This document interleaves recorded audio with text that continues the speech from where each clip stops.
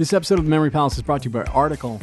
We are big fans of Article here at The Memory Palace. This room of the palace, the ballroom where I'm sitting right now, it's palatial, trust me, is lit beautifully by a legit beautiful lamp from Article. This stuff is of extraordinarily high quality. It is truly lovely furniture that's influenced by, mid-century modern and Scandinavian styles. I have a feeling you're really going to like it. If you've never checked it out before, summer and warmer weather is right around the corner here in the Northern Hemisphere. And they really have fantastic outdoor furniture.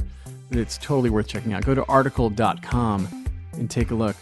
The stuff looks great, and it is made with all these outdoor-friendly materials like teak and acacia wood and granite and galvanized steel and rattan. And it comes to you with a flat delivery fee of $49, regardless of what you're buying and how big the order is.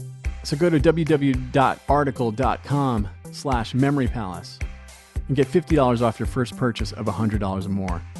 That is www.article.com/memorypalace. Go check it out.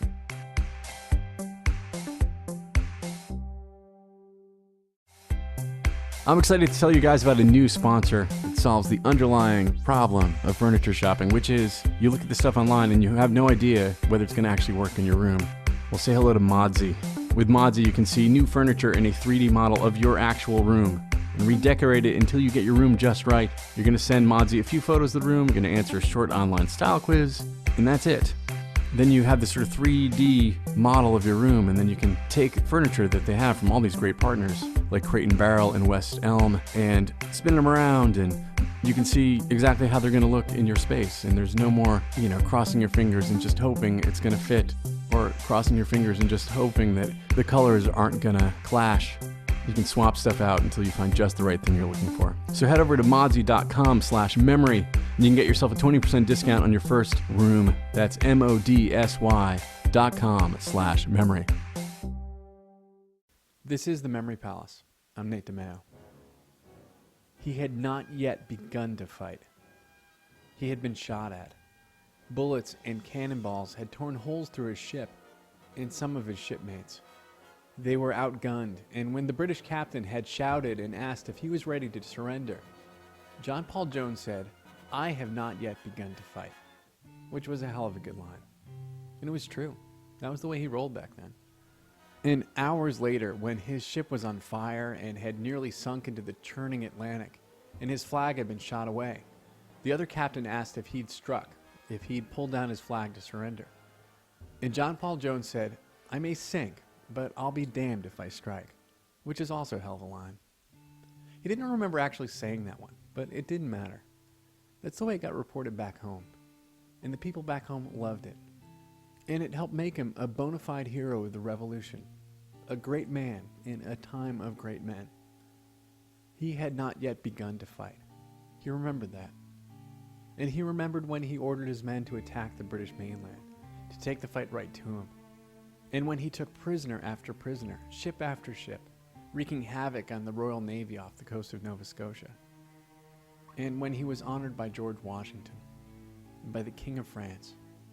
And how after the war, when other heroes moved on to governing, he kept fighting. He led the Russian Navy against the Turks. He fought pirates on behalf of the United States. He remembered all of that, though he wondered why no one else seemed to. Why, when he returned to Paris, and he used to run that town, he used to hang out with Ben Franklin, and they'd have French women falling all over themselves to get to them. But now, just, 15 years later? Geez, not even. Now he couldn't even get the Marquis de Lafayette to have dinner with him. They used to be tight. He remembered that at least.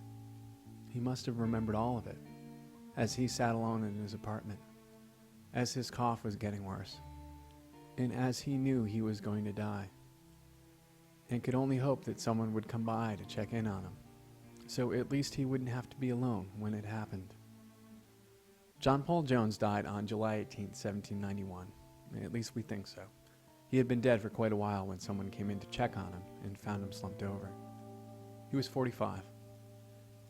There was no state funeral. There was no national day of mourning back home in the United States, despite the fact that he could have argued that there wouldn't even be a United States without him, if he could have found someone to go out to dinner with to listen. So some servants, and a few friends put him in a box and buried John Paul Jones in a cemetery for foreigners and Protestants. And then again, they forgot all about him. He had been shot at. Confederate shells exploded all around him. But the rebel brigade didn't break through. And Horace Porter got the Medal of Honor. You remembered that. And when he became a general, and when he lived in the White House and worked as the personal secretary for his friend Ulysses Grant. That was something. But that was a long time ago. General Porter was now 67 years old. He was the ambassador to France. And he was bored, and maybe a little lonely. So he went to look for John Paul Jones. The general knew the captain was buried somewhere in Paris, and he wanted to pay his respects. But no one seemed to know where his grave was. And that wasn't right. This was the father of the American Navy. There had to be like a monument somewhere. But no one he asked seemed to know where he was buried. And that's because no one did.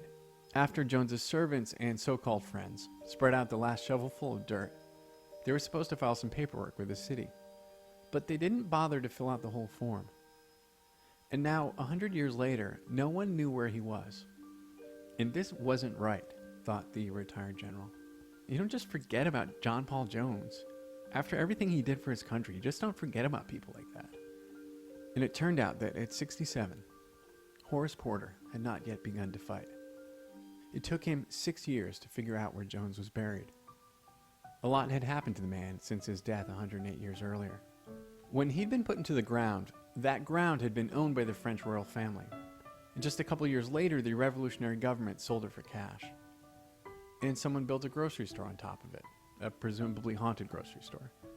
Later on, there was a laundry and an apartment building whose walls and cesspools were dug right there among the coffins and corpses. By the time Horace Porter showed up with a shovel, John Paul Jones was buried in a pet cemetery, where people would watch dogs and roosters fight, and they'd place bets, and they'd dig holes in which to dump the losers. Horace Porter started digging. He assembled a team of excavators. Out of his own pocket, he paid off landlords of neighboring apartments so they'd let them dig. It took months. They dug tunnels.